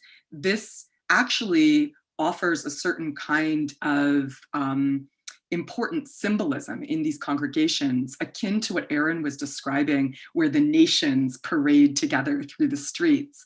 I'm wondering, Véronique, if in your context, the congregation Menorah is really fundamentally Northern Ireland-born people of a very similar background, or if indeed there's also this kind of intermingling, and if so, what does that do? The last thing I'll mention is this. All of our papers here today, as I said, have a real kinship to what I've been working on and are not really about people in the Middle East. Maybe with the exception of Aron's. I mean, Aron kind of got us there a little bit, But here's a few things that I've been thinking about, and I will just throw this out to the audience in case anyone else is working on this. And if you're not, you should encourage all your students to do these projects. The first is this question about the Israeli government's own promotion of Messianic Jewish tour guides, which is something that's interested me for quite a while, just because I noticed it in the Holy Land, more than a decade ago. I'm curious about the way that the Israeli government is interfacing with this Messianic Jewish, or this interest in Messianic Judaism and Christian Zionism. The second would be, if we want to take a more Middle Eastern perspective, right, we could think about the government's interface with Messianic guides. We could also think about Palestinian Protestant interactions with Christian Zionism, and more than just Palestinian, I would say Arab evangelical interactions with Christian Zionism. Some work has already been done in that respect by other scholars. And the last thing I'll note is Israeli Messianic converts. How Israeli Messianic converts are in relation to, and maybe in contestation to, what we might think of as international insiders. People like David Parsons, for example, a US transplant who then lives in Israel for a very, very long time, becomes the voice of the ICEJ, and yet at the same time is not actually someone who is Israeli. So that relationship, I think, is also an important one to sort of keep in mind if we want to think more about Christian Zionism's impacts within the Middle East itself. I'll end there and throw it open to everyone. Great. Thank you very much, Hilary. What we are now going to do is to run 2 rounds of questions, and I hope that our speakers may add those questions to the ones raised by Hilary. The first round comes from people who have a direct interest in the Middle East, and I'm going to, on request, ask Omar Thomas to make his comment first, then Yael Mabat, and finalize the round. Omar is a professor of social anthropology at the University of Campinas in Brazil. Omar, you have the floor. 2 minutes. Bom, boa tarde a todas e a todos. Eu pedi para ser o primeiro a comentar porque a luz está muito instável aqui em casa e pode interromper, já interrompeu umas 2 vezes. Eu vou procurar ser bastante breve, deixando claro que eu sou externo aos estudos de religião, tá? Ou seja, o meu interesse pelo Oriente Médio, ele é muito mais pautado como consequência da minha área de estudos, que é a antropologia dos conflitos contemporâneos. Então, eu vou tentar fazer uma pergunta, né, que eu acho que percorre um pouco a fala de todos vocês e conecta um pouco com algo que a Misha falou ontem e que Michel German vem trabalhando há um certo tempo, né? Eu sempre tenho a impressão que esse universo zionista cristão, e a Misha destacou isso ontem, ele opera uma espécie com a ideia de um judeu, que é um judeu certamente imaginário. É como se, nas falas de vocês três, nós temos uma espécie de uma hiperimaginação do judeu, uma construção simbólica carregada de sentido. E a Véronique falou, inclusive, que eu achei fantástico, essa ideia de uma fetichização do judeu, né? Ou seja, é como se nós estivéssemos operando o tempo inteiro nessa esfera de uma imaginação exacerbada, certo? Uma imaginação no sentido potente do termo, ou seja, são imagens, são textos, são parques de diversões, são viagens turísticas que a gente pode comparar com uma viagem à Disney, eventualmente, ou seja, é todo um universo imagético, comercial, que é extremamente poderoso, né? E, por fim, a Verônica também falou de uma questão que eu acho que vale a pena a gente conversar, que é essa afirmação, né, que é recorrente também desse universo, que é essa afirmação do amor incondicional aos judeus, né? Essa ideia do amor, eu acho que é algo perturbador, né? Eu acho que num mundo de relações plurais e onde você tem digamos, uma situação política, que é uma situação política muito complexa, essa afirmação do amor, ela não deixa de ser uma profissão de fé profundamente violenta também, né? Agora, a minha pergunta é apenas uma, né? Se essa espécie de hiperimaginação que vocês descreveram, todos vocês, né? Uma imaginação global, uma imaginação, enfim, essa hipérbole, o contraponto dessa imaginação não é justamente a invisibilidade quase que total dos palestinos, não? Ou seja, os palestinos eles são, se a gente for fazer uma metáfora, e eu tenho uma aluna, a Denise, que está trabalhando com as excursões turísticas de cristãos na cidade de Davi, em Jerusalém, né? E o que a gente tem a sensação é que, eventualmente, os palestinos eles são mais ou menos percebidos quase que ou como paisagem ou como uma espécie de pedra que você tem que tirar para você poder ver o templo, né? Mas existe uma constante afirmação de um não lugar, né? Uma invisibilidade total, né? Não se fala do assunto, e isso é a contrapelo de um conflito real, que está ali, que está posto, aquelas pessoas estão ali, elas estão do lado, elas estão eventualmente em cima, né? No caso da cidade de Davi, em Jerusalém, passa pelo bairro de Siloã, que é um bairro palestino, certo? Os lugares santos são cercados de palestinos, né? Ou seja, então eu fico imaginando que, ao mesmo tempo que nós temos um grande esforço imagético com relação aos judeus, também existe um grande esforço impressionante no sentido de você invisibilizar essa presença, né? Porque não se fala, né? E isso me parece que é algo que a gente, enfim, deveria deveria enfrentar. Essa é a minha questão. Eu agradeço muito, eu aprendi muito, Great. certo? Fiquei francamente encantado. Tem muitas outras questões, mas teremos oportunidades para conversar. Obrigado. Perfeito. Obrigado, Omar.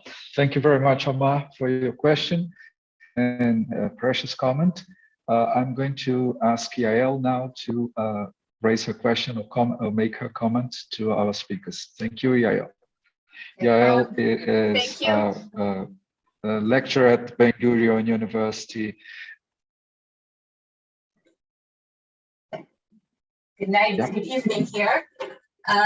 Actually, my comments are very similar to the ones Hillary made, so I'm not gonna just say them again.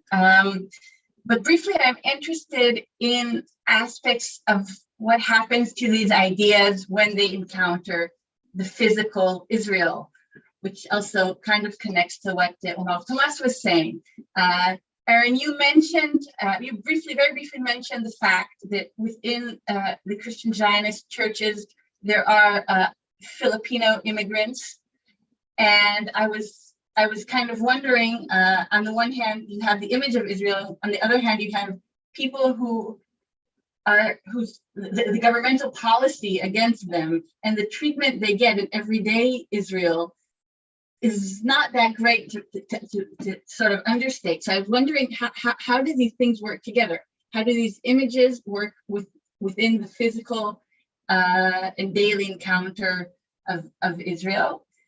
And I was also wondering to Elizabeth, if this idea of the US as, this different idea of exceptionalism, of the US having sort of the job to protect and the salvation is sort of replacing the idea of the US itself as a kind of new Israel, and if that can in some way be connected to what Hillary said about sort of the loss of the center, sort of feeling that we are no longer the center or there's another center, and in a way this idea of us as a new Israel, is there a tension there? Am I being clear? Or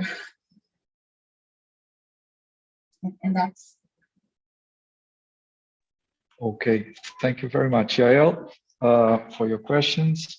Now I would ask, please, Rodrigo Toniol, who's a professor at the Department of Cultural Anthropology at the Federal University of Rio de Janeiro, to make his comment or ask his question. Rodrigo. Thank you, Joanildo. Thank you, everyone. Thank you for the invitation to be here listening. That's Painel, that's go so great together. I'm gonna do my intervention in Portuguese. So if I speak fast, please just let me know. Muito obrigado, realmente é muito estimulante ver um painel que me fez pensar bastante, então queria começar agradecendo e dizendo que é sempre muito impressionante de ver de ter essa percepção, na verdade, de que a gente está diante de um fenômeno que é global, absoluto, e que ao mesmo tempo tem uma série de variações interessantes. Então, a minha provocação aqui é para que a gente tente pensar junto o que seria exatamente esse conjunto de variações e o que poderia conectar todas essas apresentações que a gente tem falado. Quer dizer, acho que a gente discutiu aqui na chave do universalismo e do particularismo, mas talvez refinar um pouco mais isso. E aí, duas questões me aparecem como questões possíveis. A primeira delas é que teve uma palavra que se repetiu na apresentação de vocês três, que é a palavra autenticidade. E eu gostaria de ouvi-los elaborar um pouco mais sobre essa ideia de autenticidade. Autenticidade opera como no trabalho de vocês? É uma categoria analítica? Até onde dá para a gente continuar levando ela adiante, né? Confesso que eu tenho aqui as minhas dúvidas com relação à rentabilidade dessa noção de autenticidade. Mas estou disposto a ouvir, estou aberto a ouvir o que vocês estão encontrando aí de interessante nesse termo. Essa é a primeira questão, né? Ou a primeira saída, eu acho, para a gente ir aproximando e afastando. A segunda é uma questão que toca mais os meus interesses. Eu tenho, nos últimos tempos, mergulhado no campo do material religion, né, religião material, e gostaria de pedir para que vocês, eventualmente, falassem um pouco mais sobre como que a questão do sionismo cristão tem, no campo de vocês, ganhado materialidade, ganhado arquitetura, ganhado, de alguma maneira, objetificação, porque essa pergunta ela tem a ver com a possibilidade da gente sair de uma ideia do sionismo cristão como uma ideologia, como algo etéreo, como algo que tem mais a ver com o plano das crenças, e a gente conseguir materializar isso de outras maneiras.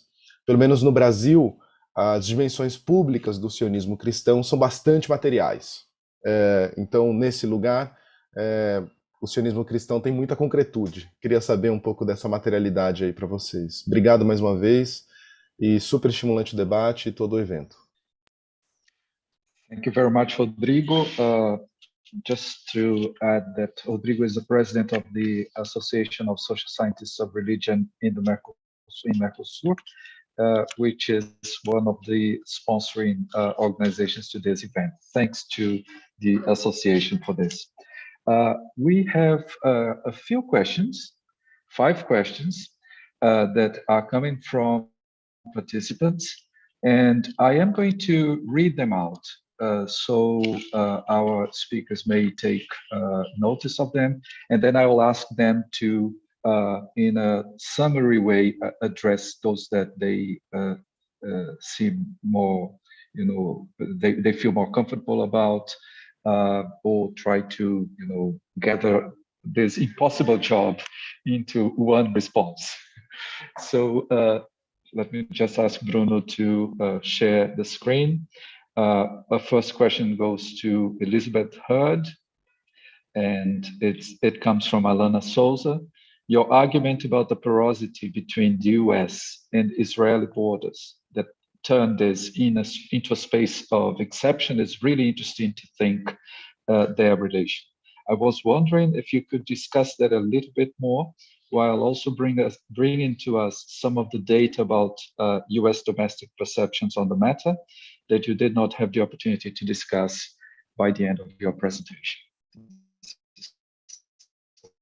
First question.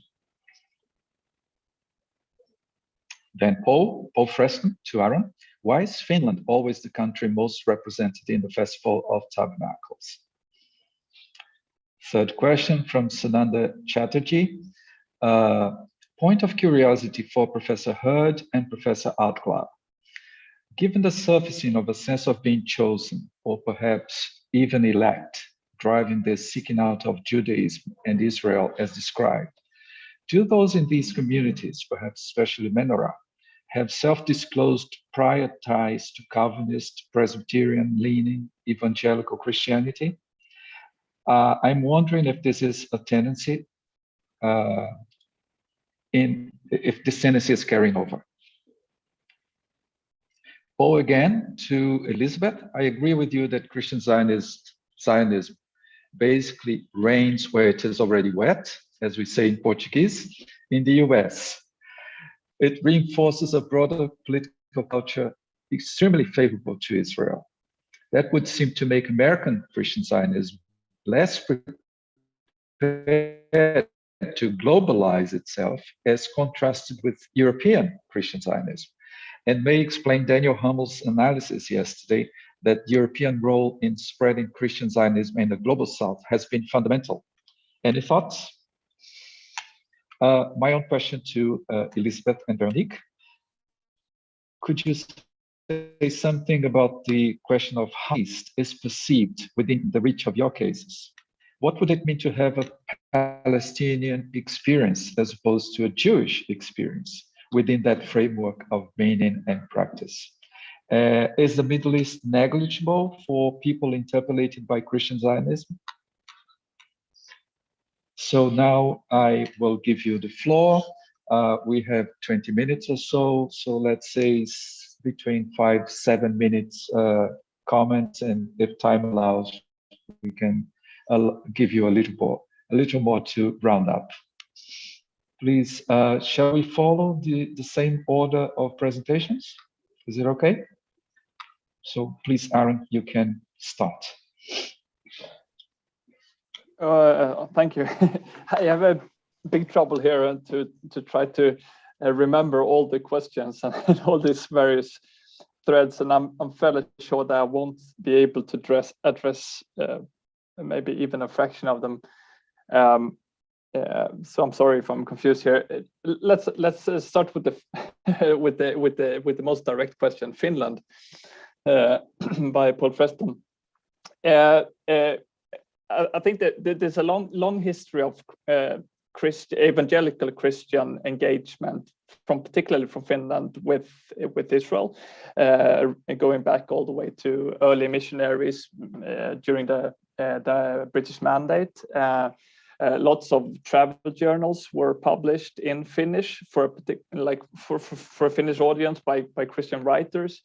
That was quite influential. So that's like they had a head start to some other countries.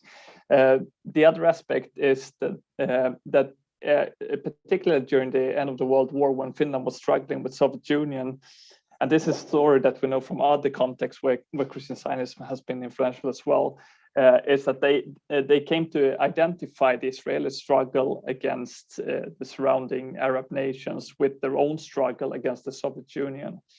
And we see very similar discourses in Finland and compared to, for example, Afrikaner Zionism in South Africa and perhaps other places as well. So it became very closely associated with national identity. And then, of course, I mean, even today in Finland is a special case in Europe because the pro-Israeli demonstrations always gather more people than pro-Palestinian demonstration. I think that's perhaps the only place, maybe with the exception of Czech Republic or somewhere else. So that would be my response. And then long engagement with the ICJ, with Finland in particular. What were the other questions? There was one from one of Hilary's comment that I wanted to get back on concerning this unconditional love concept. Perhaps that was unclear, but I very much meant this to be sort of an anemic concept. In my written text, it was quotation. Maybe that was clear. And so I mean, I completely agree. It's a very political term. It's very ideological, and I think that my whole point is that these discourses about or Christian Zionist discourses about their own motivations and about their own understandings always needs to be read within this sort of a framework of contestation, that they are saying some things that are meant to appeal to a particular kind of audience and not scare off sort of Jewish interlocutors, and also to make arguments against their theological opponents on the within this sort of intra-Christian contestation that I mentioned. So that that's how I approach it, or try to approach it all the time.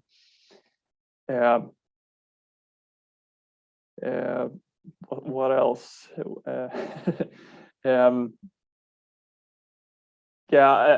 I don't know if I can address much the hyper-imagination or this imaginary Jew or the invisibleness of the Palestinians. Of course, they were invisible in our presentations here. And I very much agree that they are invisible in Christian Zionist discourses most of the time. But it connects also to the point that Jael Mabat raised about sort of the encounter between the sort of idealized Israel, the idealized Jew that is so frequent in Christian Zionist discourses, as compared to sort of the encounter with the land. This is something that I've written quite a lot about in my earlier work, and how this creates all kinds of problems for the Christian Zionists in Jerusalem. On the one hand, they live in their particular narrative bubble where they don't encounter a lot of Israel. In fact, most of them don't leave sort of West Jerusalem where they feel safe, and they have all kinds of discourses about how dangerous it is to sort of go elsewhere. In my PhD, I write about one fellow that he was sort of a bit subversive within the Christian embassy, and he wanted to accompany me on a trip to Palestine. So we went on a trip to Taibe, which is like this very safe, fine Palestinian Christian village. And he was super enthusiastic about this trip when we went there, and he was sort of using that trip all the time as an argument against his fellow Christian Zionists who didn't dare to go to Palestine. But then when we sort of went back and we crossed the border, and he encountered the checkpoints, and he encountered how we had to go through the checkpoints, he became completely enraged about the system that he hadn't encountered before, even though he had lived in Israel for several years and so on. So it created all kinds of sort of ideological problems for him, particularly this encounter with the place and like the material realities of the place. And this goes to some extent for the other people as well, at least insofar as they encounter the place. Encounter the objective reality of the place. I think I'll end there so I don't take too much time, and I'll try to answer at least some of the questions, or address them at least. That's perfect. Thank you very much, Aron. Elizabeth, could you please make your comments now? Yes, thank you very much. And I'll try not to speak too quickly. I have about 7 questions that have been posed, and many of them are interrelated. So first of all, let me just say thank you to all of you for listening so carefully, and especially to Hillary for her excellent commentary as discussant on our panel. Let me just go in no particular order here, but Paul Freston's question about European versus US Christian Zionisms and the possible impediments to the US project spreading, if it is indeed positing America as this exceptionalist entity, then therefore these other Christian Zionisms are some other thing.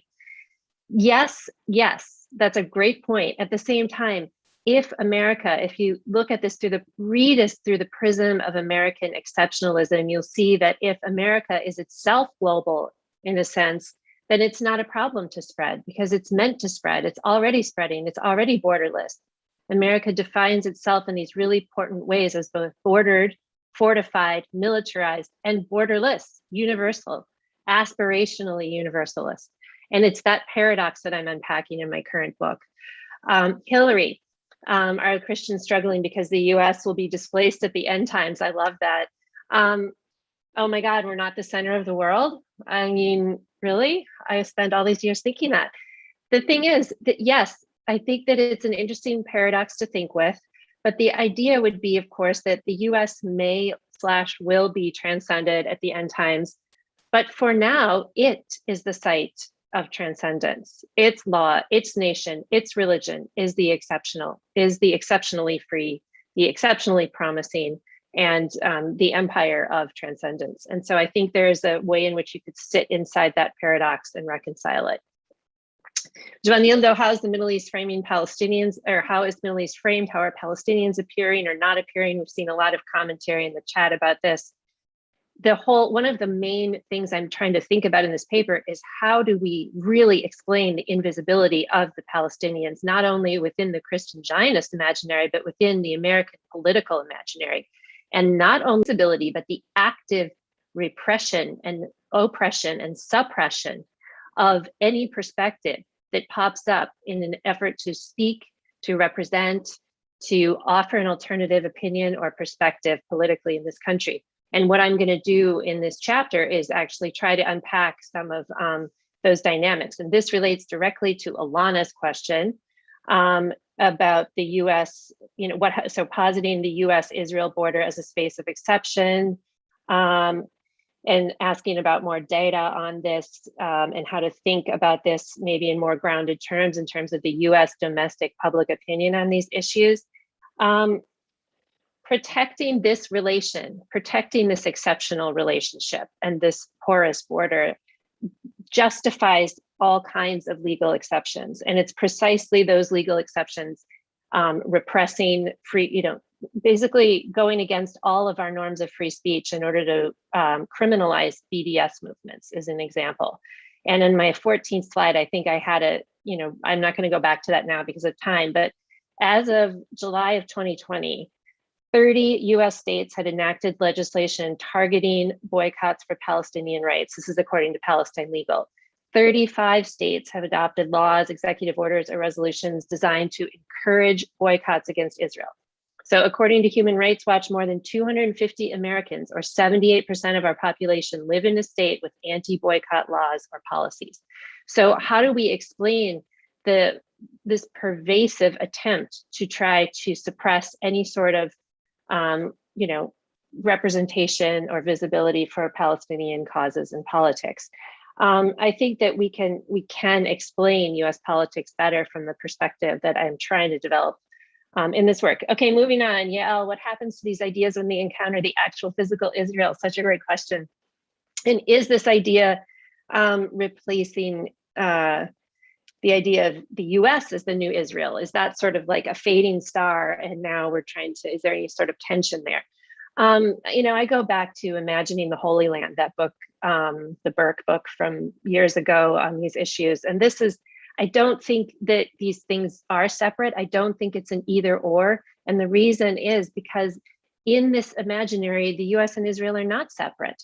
That's kind of the whole point. The border is porous, it's inexact, it's not really there. And so these two, Israel is the new Israel and the US is the new Israel don't conflict with each other because they are the same thing. And I know that that's not logically persuasive, but I'm trying to operate in part in this paper and reach for these realms of understanding and practice and ways of being that are not subject to rationality and to legality and logic, that are indeed in a different space. Okay, who have I missed here? I think that if there are any others, please just come back to me. I tried to cover them all. And yes, Lena Rose's work is awesome. So you guys, we need to have a whole panel on Palestinian Christians. So thanks again, everybody. Oops. Thank you very much, Elizabeth. Véronique, please, your turn. Yeah, so I scribbled and I hope I fuse all the question in a few lines. So just to say about authenticity and how I used it, because that's probably the most straightforward, that refers to the work I've done on religious exoticism. And very often exoticism involves reclaiming elsewhere what we think we have lost here. And this is where otherness fulfill that. But there's always this idea, the West lost it, and we're in materialistic and corrupt society. And in opposition, we create this authentic, primordial other. Then, yeah, the question on the form of Christianism that those members of Menorah refers to. So indeed, what's very prominent or distinctive in Northern Ireland is that those Protestants come from an Ulster Scot, or Scottish Presbyterian origin, where firstly the Old Testament has its importance, but also it has a covenantal theology. So the idea that there is a sort of contract with God, and so you choose, and then you have a land, and so that works very well in the context of Northern Ireland, of course. But it also allows, if you want to just say, well, okay, Israel is special, but Ireland is special as well. It's also God's land in many ways. So it's a bit, I don't know if it's the same that the American case, but there is a way of saying that there are correspondences that are done here. And is it carrying? I don't like the idea that, we assume that theology has, an effect on people's mind and practice until we show it does. But I think those ideas are pretty convenient for the Northern Irish sort of context, especially because since the 60s and the 70s and still now, Republicans, of course, have a sort of ideology that is anti-imperialistic and try to create bonds or links with different peoples in the world, like the Basque Country, Catalonia, but of course Palestinians as well. So we reproduce here a conflict taken somewhere else, which is very interesting. How the Middle East is perceived. So firstly, by the prophecies. By the prophecies are telling the story of what this place is and what's going to happen. So the Bible is read as what really happened, what really will happen. And that's their sort of framework to understand the Middle East. What they visited were really places that were important for Protestants, but also for Jewish Zionism as well. We visited Yad Vashem, and when we were in Israel, we visited the tomb of Herzl. So you can see how also they put themselves into different narratives that can reassert their own Zionism in particular, and their own Protestantism, and their own Christian-centered view of the Middle East. Now, what I find interesting, and that's taking me to the question of the Palestinian here, is that their biblical reading, their reading of Northern Ireland, and hence their reading of the Middle East, made them to really re-encourage their Zionism and their vision of the conflict, where obviously the Jews have this land, by God's will. And I wouldn't say that for them the Palestinian is not visible, because I found that when we were in Israel, I was very struck by that. They were, they were obsessed and fearing Palestinians. That was very, if I walk in the street, I don't try to figure out who is who, but they were, be careful, don't look at them in the eyes, and one said one day, we're legitimate targets here. We're all legitimate targets.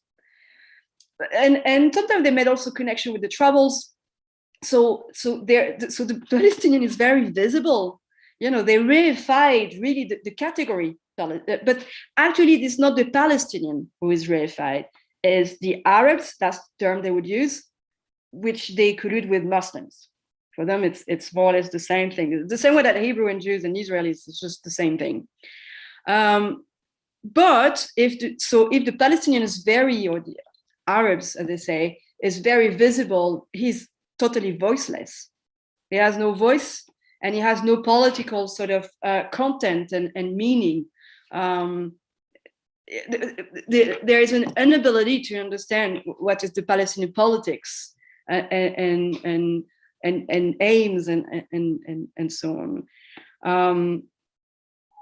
Now, they have also a completely reified vision of Israel as just because it's biblical, it's God's land. But also, they have also some sort of, Zionist ideas about how Israel is great for everything, it's technology, it's science, and it's very interesting. I have an example a bit like Aron, when there is a dissonance. So when we came back from Israel to the UK, I got strip search. I was really the wrong Jews again, at the airport, and it was a bit traumatizing for me. That I think that's the first time and the only time in my life when I had a whiskey in the morning. To just get back to myself, but they were very disturbed by that, but because they didn't want something bad to happen to me or traumatizing, but also they didn't want me to have a bad idea about Israel. And that, there was this thing about, they have to deal with security, but it was a bit too much here. But that kind of dissonance would be interesting, to study it enough and to compare. Finally, the question from Hillary, and I'm so happy to see Hillary, because we've been, tracking each other for years now through publications and reading each other. We never had, I think, the possibility to meet. Is you don't have a lot of migration in Northern Ireland. It's very, very white region compared to other places in Western Europe. It's very distinctive. So the people who have joined this group are conservative Christian, but they are very often like the upper strata of the working class, and the respectable working class. And you can see very often their resentment towards locations of power, political power, people, academics, doctors, the generals in the militaries. And I think their resentment it has a religious response, which is actually via the Hebrew roots. We're better Christians than those people meeting in those liberal, middle-class, progressive, church, because firstly, they don't follow the Bible anymore. They're pro-gay, pro-choice. But also, actually, we know better because of the Hebrew roots. We have a knowledge that those people don't have. And I think there's a real, it's a Bourdieuian thing, there's a real distinction here for them, the way they position themselves as such. And that's it. Thank you very much, Véronique. I think we had a brilliant panel with lots of inputs and ideas to develop further. I mean, this is a research workshop anyway, so we are not supposed to draw all the conclusions or tie all the knots. And it's great that you have raised all these questions and brought us different perspectives, including theoretical perspectives, onto this discussion. So many, many thanks to Aron Engberg, to Elizabeth Hurd, and to Véronique Altglas. Many thanks to Hilary Kale for her very thoughtful comments, and to our three interlocutors who made up the first round, Yael, Rodrigo, and Omar. I do hope that you can return in 1.5 hours' time when we are going to run the next session on Brazil. And we will this time bring experienced colleagues who have worked on questions of Christian Zionism and Zionism proper, as it were, and have been discussing with us their work for some time now. So hopefully everyone will be able to join us at 2:30 Brazilian time, UTC -3. So thanks everyone. Thanks to your questions as well, those participants.